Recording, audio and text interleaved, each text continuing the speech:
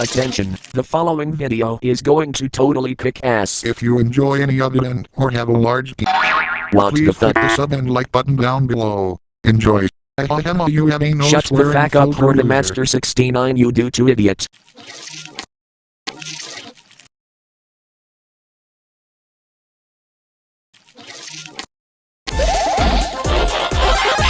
Being healthy. for the win. Sonic is my way Jesus to Christ, normal. slime, this is an intro.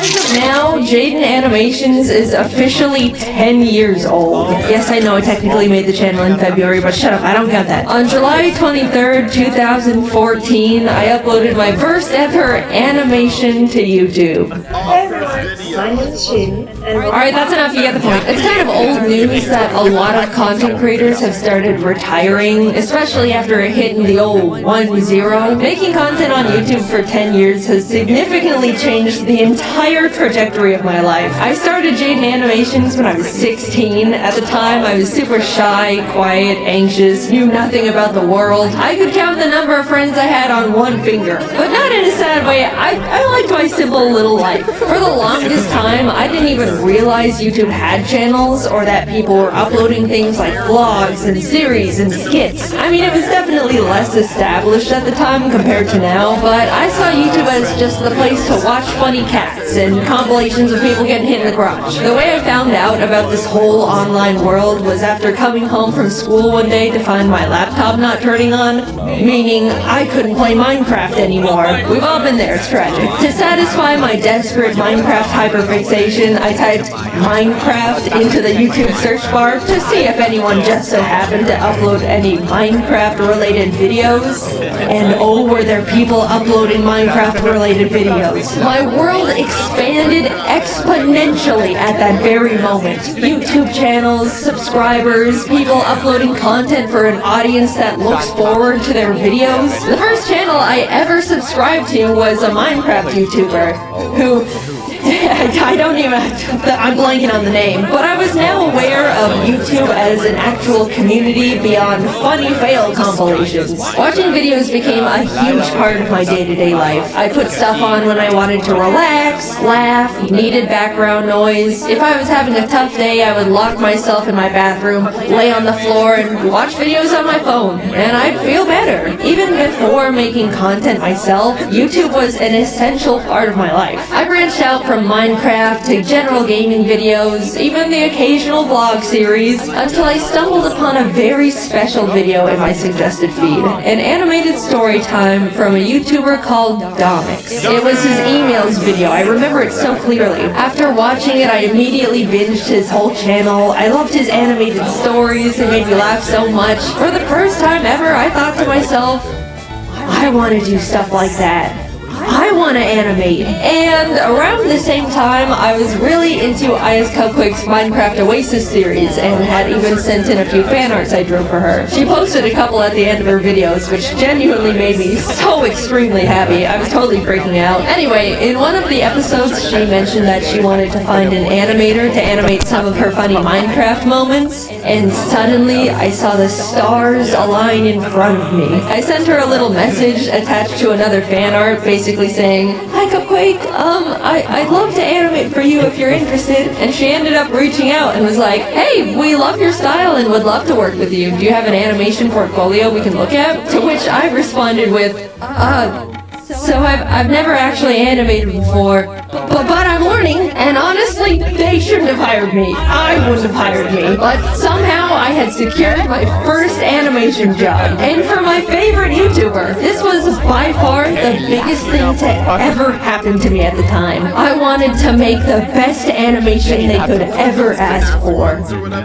Now, I just had to learn how to animate. No joke, I literally typed how to animate and Adobe Flash tutorial into the YouTube search bar. That's how I learned. No class or school or nothing. I vividly remember opening Adobe Flash for the first time and wishing I could just skip forward in time to when I already knew how to even use the program because I was so confused. Humble beginnings, what can I say? And honestly, that's all it takes. People ask me all the time how I learned to animate, how I did this and that, what program to use. But you already have the biggest source of free online information at your fingertips. Just type whatever you want to learn into the search bar and people will literally teach it to you, no strings attached. While working on the animation for Cupquake and her husband Red, I talked to them about how I also wanted to make YouTube videos, that I wanted to animate little stories, but was too nervous. They were both really supportive and encouraging, saying they'll put a link to my channel in the description of the animation to help me and stuff. I'll be completely honest, if Cupquake and Red didn't hire me and offer to help give me that initial push to start a YouTube channel, I wouldn't have made Jade Animations. Like I mentioned, I was quiet and soft-spoken. I didn't even get picked on because nobody knew anything about me to bully me with. They had nothing. In what world would a tiny little 16-year-old dust mite of a girl feel confident enough to start an animation YouTube channel where she talks about her life? Especially for what would be a single-digit amount of people for who knows how long. I'll tell ya, she does it in a world where she feels encouraged and inspired by the people she looked up to. There's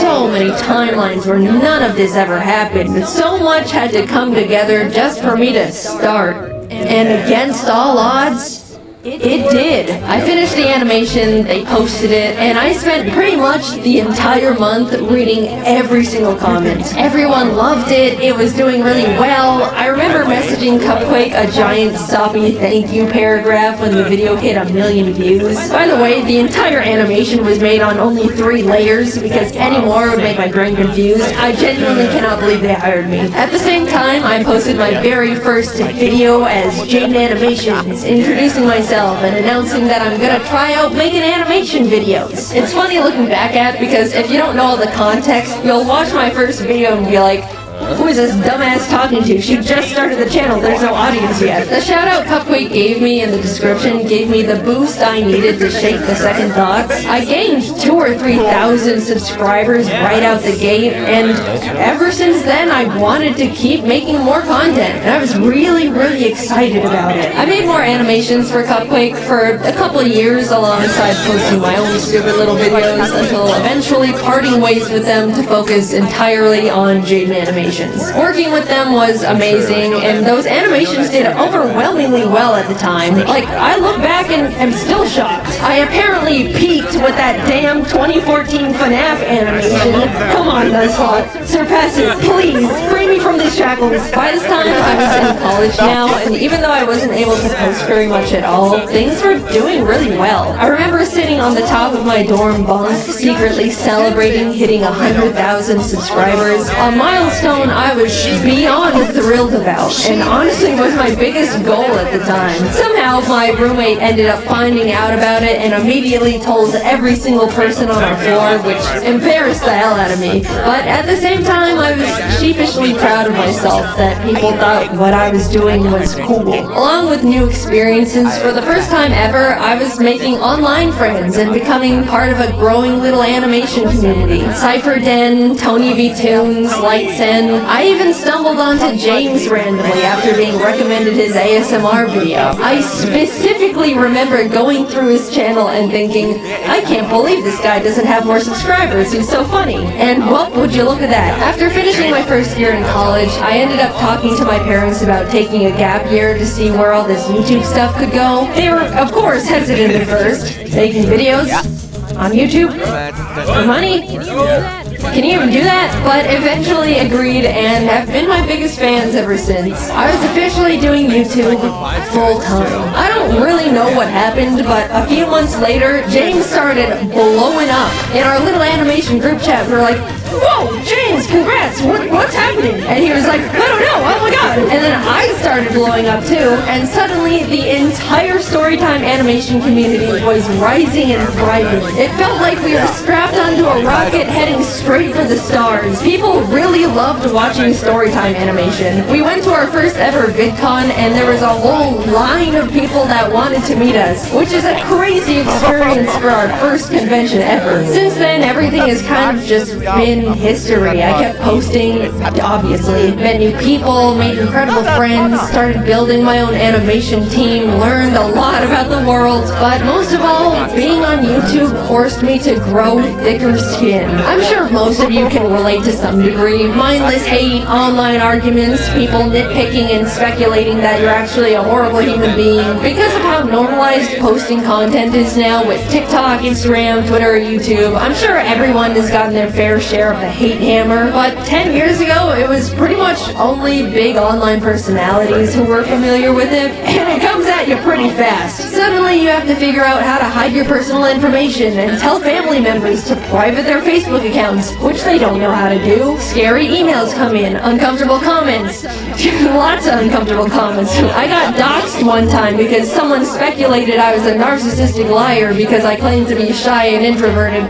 but would get loud sometimes when reading scripts. Also, fun fact, I never planned on being public with my full name, but the reason it got leaked is because my old high school published an online article about my channel and dropped the full government without my permission. I'm still pissed about that one, and I know, this is genuinely what you just have to expect when you make content online. It's awful, but it's the truth. I didn't want to quit, so I adapted to the horrible things awful videos made about me for attention. There's nothing a passerby hate comment can say that could surprise me anymore. If anything, they're all the same, and it's just annoying at this point. Not saying I'm happy that I went through all of it, and it should have happened. People can be genuinely awful. But I'd like to say I've come out of it all a version of myself that wouldn't have existed otherwise. Not because of all the shitty things, but in spite of them. I've learned how to stand up for myself, grew my confidence, learned how to separate myself from my work and not take comments personally. All things you learn out in the world over time as you grow up,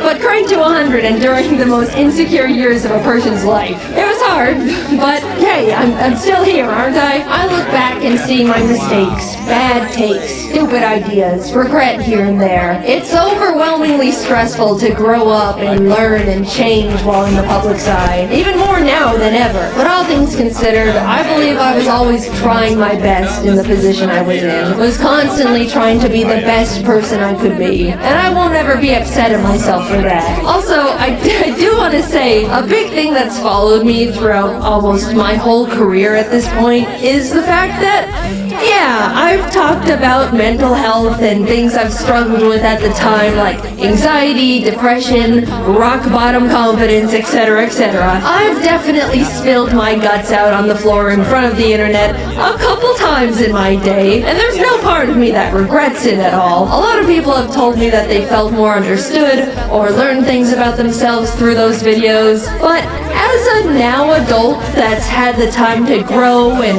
adapt and overcome these things, man, you guys kind of still think I'm a little bit pathetic. I see comments all the time when I'm in my friends' videos or being involved in a big event, and so many people go, wow, I can't believe how far Jaden's come from being this puny little scared teenager. I'm so proud of Jaden, really stepping out of her comfort zone here.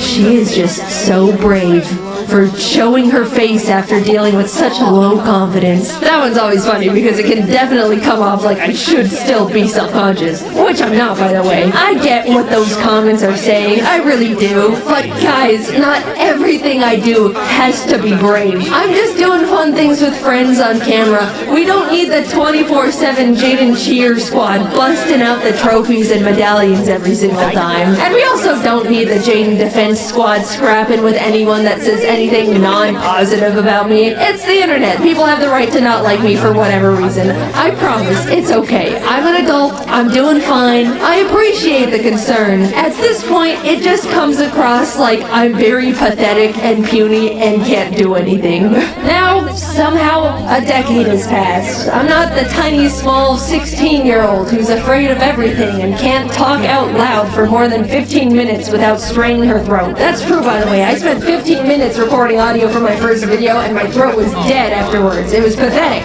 Now I can record for an hour. which still hurts my throat. You can probably hear it, but that's a 400% improvement right there. I'm 26, created hundreds of hours worth of content, have the most wonderful team in the world behind me, am surrounded by amazing friends, live with the most important person in my life, with the most important little creatures in my life. I've gotten to meet content creators I've looked up to, got to tour and travel the world with talented friends, talk on panels to hundreds of people who wanted to hear what I had to say, been able to tell the people that inspired me how big of a role they've played in my career, and even got to stand next to them as an equal. I'm happy. Sure, it's always been and still is difficult dealing with the stress of being in a big spotlight. I went through some bad stuff, navigated rocky mental health, trusted people that hurt me, had to pretend not to be affected by things that were genuinely hurtful just to not empower people that wanted to see me break, all while in the eye of the public where one wrong step could crumble everything I've ever created. But I'm really happy with the place I'm at, the person I've become, and the environment I've built around me. So, what's that leave me with now? A full decade, man. Damn. 10 years of the most difficult, enjoyable, terrifying, exciting, stressful, grateful, soul-crushing, unforgettably special moments of my life. How lucky and grateful I am to have the privilege to say I've gotten to experience so many impossible things, to have so many dreams created and come true, to see myself persist through such a difficult position to be in. After taking a lot of time reminiscing and thinking about what could come next, the direction I want to take to follow what could keep making me happy, I've come to accept that YouTube isn't going to be part of it. I'm happy with what I've accomplished. I had my rise and grind years, I experienced real and true passion. That's all I could really ask for here. There's not much else I want to do beyond it at this point. But before you freak out, I'm not quitting right this moment. I still absolutely love making content and still have the desire to keep making videos. But my YouTube years are numbered now. I fantasize about logging off as Jaden Animations and becoming a normal person again. I want to move to a random-ass town in a random-ass place, have a little house with my creatures, have a normal job with normal hours and normal problems, live a life where people don't know who I am before I introduce myself. Not saying I don't like being recognized. You can come up to me, I promise, I don't mind. But eventually I just want to feel like a person again. Normal is rapidly changing nowadays, but I don't want this chronically online lifestyle forever. How nice it would feel to one day not have to triple check every single thing I say in fear of people's pitchforks, or fear for my safety when people maliciously leak my private information, or even be constantly surrounded by strangers' opinions on me and every version of myself I've ever been, every moment of my life. I hold it all together pretty well, I'd say. I mean, it's my job to. And none of these negatives have and ever will outweigh the positive aspects of this incredible opportunity that you guys have allowed me to have. I don't want to come across like I'm complaining. I very much understand this is just unfortunately part of it all, and I'm very privileged and very grateful. But I can't do it forever.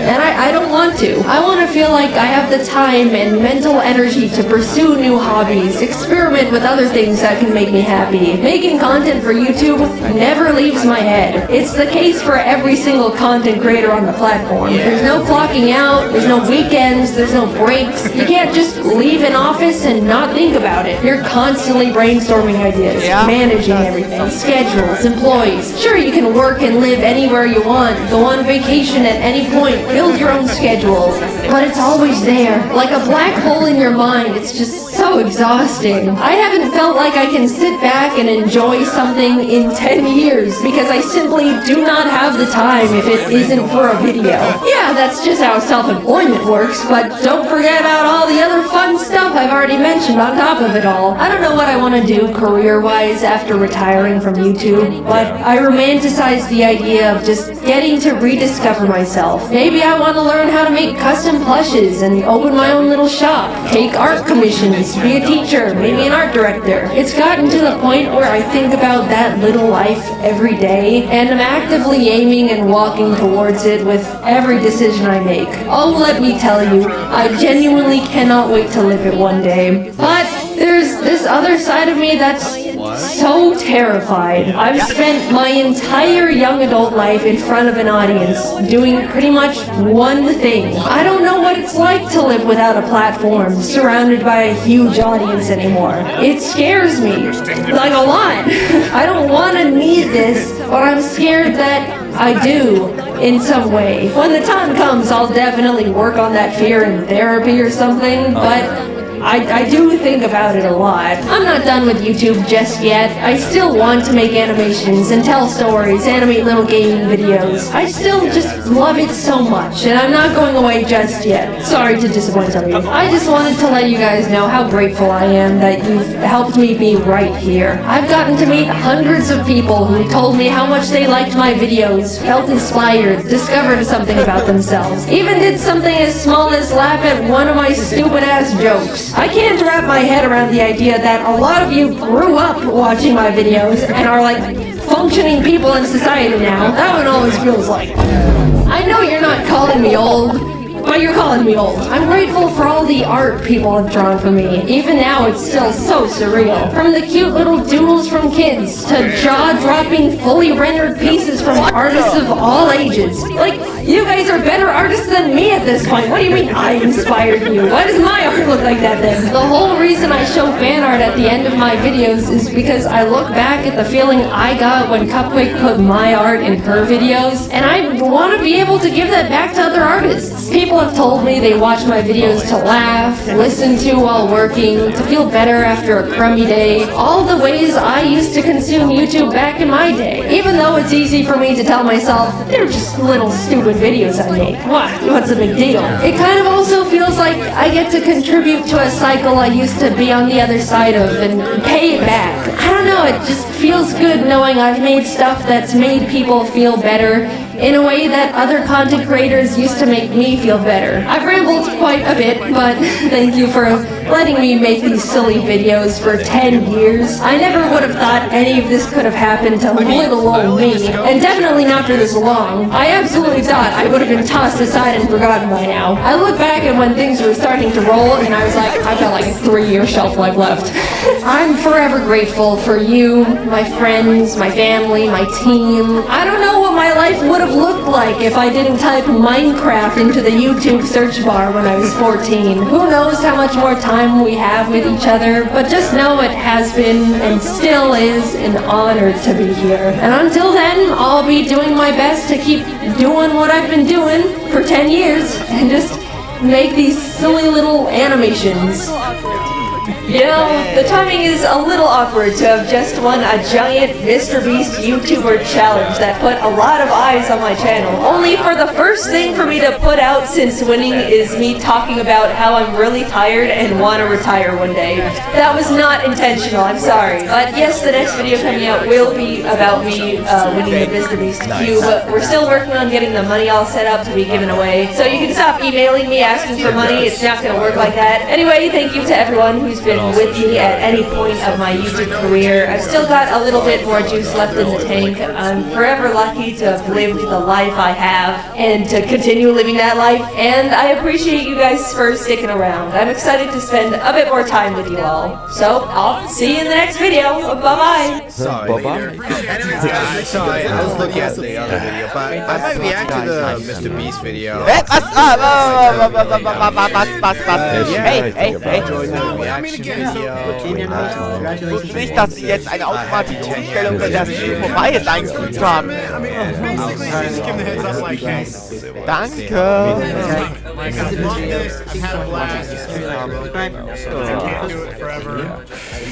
Okay, es stoppt leider nicht mehr. Das ist blöd. Aber, ja. Don't know it's a video.